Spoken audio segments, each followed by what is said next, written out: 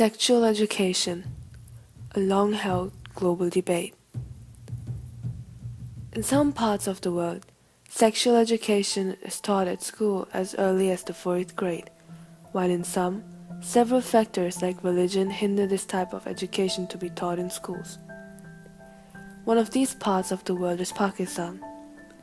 Being an Islamic state, issues regarding sexuality and genders are moreover dealt with silence and averting one's eyes.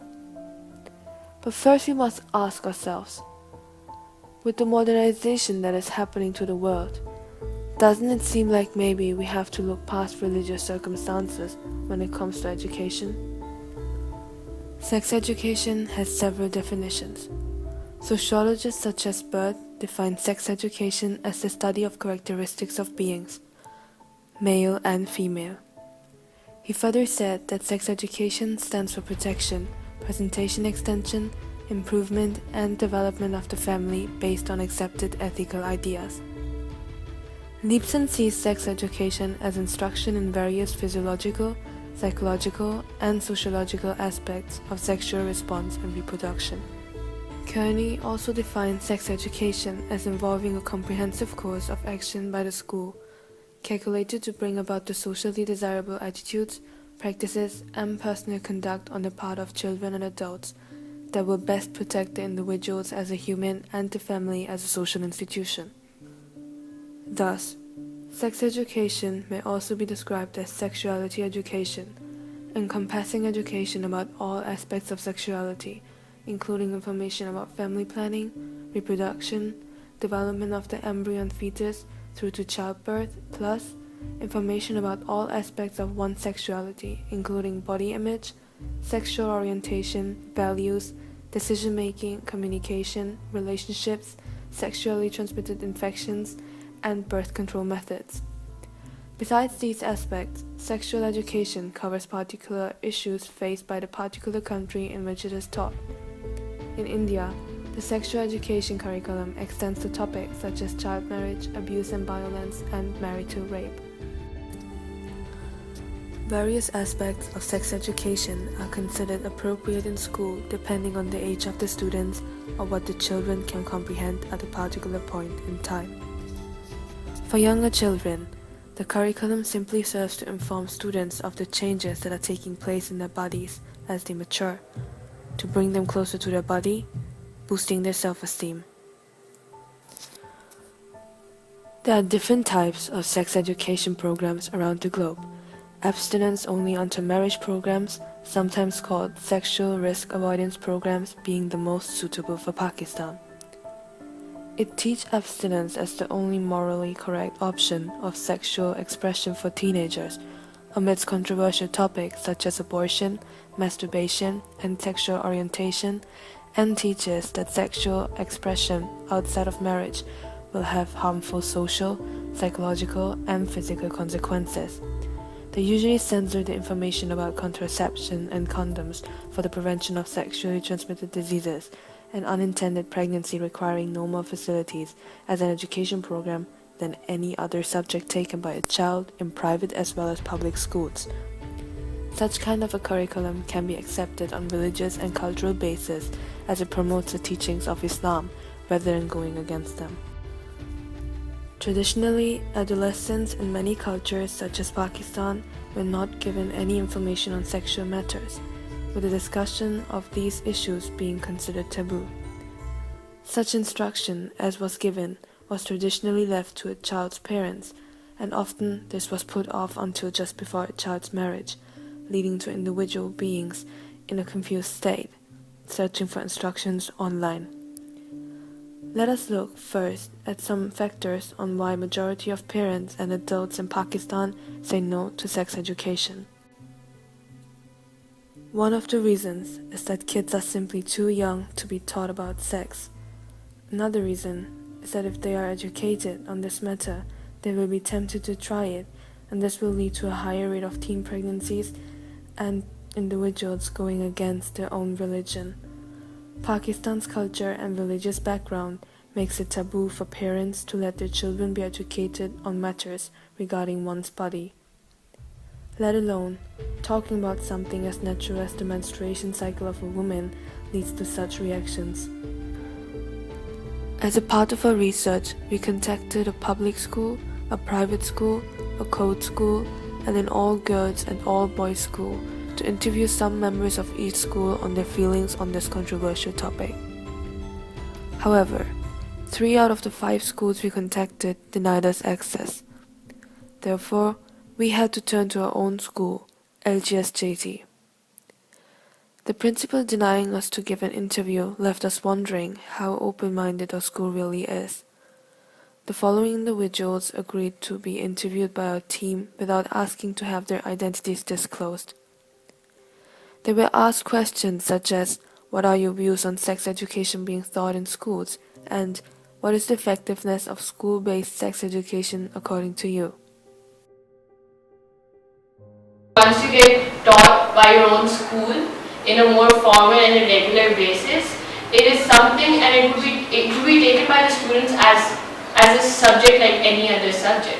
So the only reason why people take it as such a concept which should not be thought about or which should not be said about in front of public is the reason why, because we are not aware of it. I think the rise of sexual harassment cases is due to the lack of sex education. I think that through schools will help a lot in terms of how people actually see themselves as being part of educated society. But I think that the massive harassment cases are actually people who don't attend schools at all.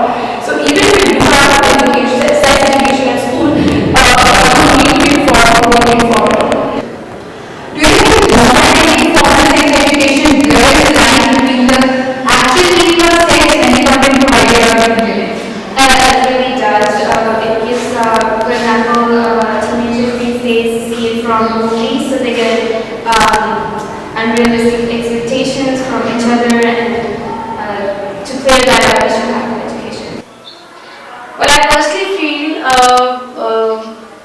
psychologically and as otherwise also, I think there should be a certain amount of exposure regarding sex education. What do you think is the effectiveness? Probably keeping in view the culture and the religious restrictions which we have, probably it might not be in the text, but actually I personally feel when we need to have a little, probably in a month's time, we need to have such kind of counseling sessions where these things are being taught to the students, not as a part of syllabus. So, what are your views on sex education being taught in schools? I think that's a very important concept that needs to be translated into institutions of Pakistan because it has always been perceived as a taboo that your families won't talk to you about it, your mothers won't talk to you about it, your friends might not talk about it. That depends on what kind of peer group you hang out with. But I think that especially for girls, it's something that needs to be taught because we think it's not only about the consent problem in our country. It's also about they don't know what's right. I think it can prevent a lot of problems that occur later in their life because they have no idea what's happening and they're in a very impressionable stage where anybody can take advantage of that. And education can be is only education. It doesn't matter whether you study them with males or homosexuals. I think gender does not matter when it comes to studying, and any form of education is important for every single student regardless of their gender, ethnicity or race.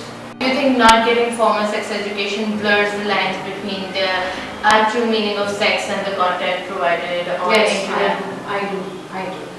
Because the point is that because if you're not exposed to these things in your culture, and you get information of some particular phenomena from some other culture, there is going to be cultural confusion when you are going to do the interpretation of that. What do you think are the cons of providing sex education in schools?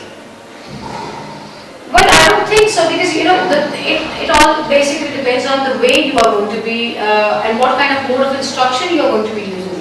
If you are not using it as a mode of harassing the kids, not giving them a feeling that as if knowing this is like a sin, not using or exploiting kids on the basis of religion and then providing information, I don't think so that if any form of education is provided, it's destructive.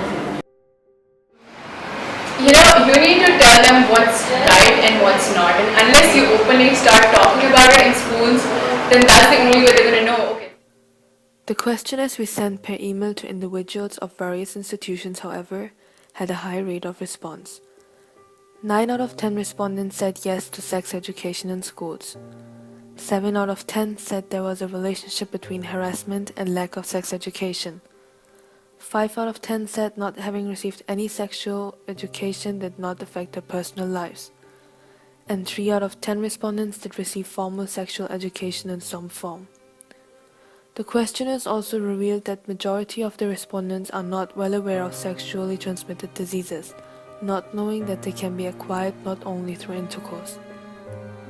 Out of all the respondents, majority confirmed that their parents would not permit them taking such a course in school, giving cultural and religious beliefs as reasons. Nevertheless, not talking about a problem does not solve it. A lack of awareness of sexuality and emotions in humans led Pakistan beyond the borders of rape, with honor killings as a result, harassment, child molestation, domestic abuse, high suicide and body dysmorphic disorder rates, as well as child marriages. Awareness of certain scientific terminology may lead society to understand the distinction between the rapist and the victim, the importance of healthy relationships, even if divorce has to be considered to protect oneself's happiness, the rights of women, and the right of having a childhood for children of all economic backgrounds. Sexual education is not about teaching first graders all private parts to take away their innocence, but to teach children about their rights and their beings on a vast level of depth.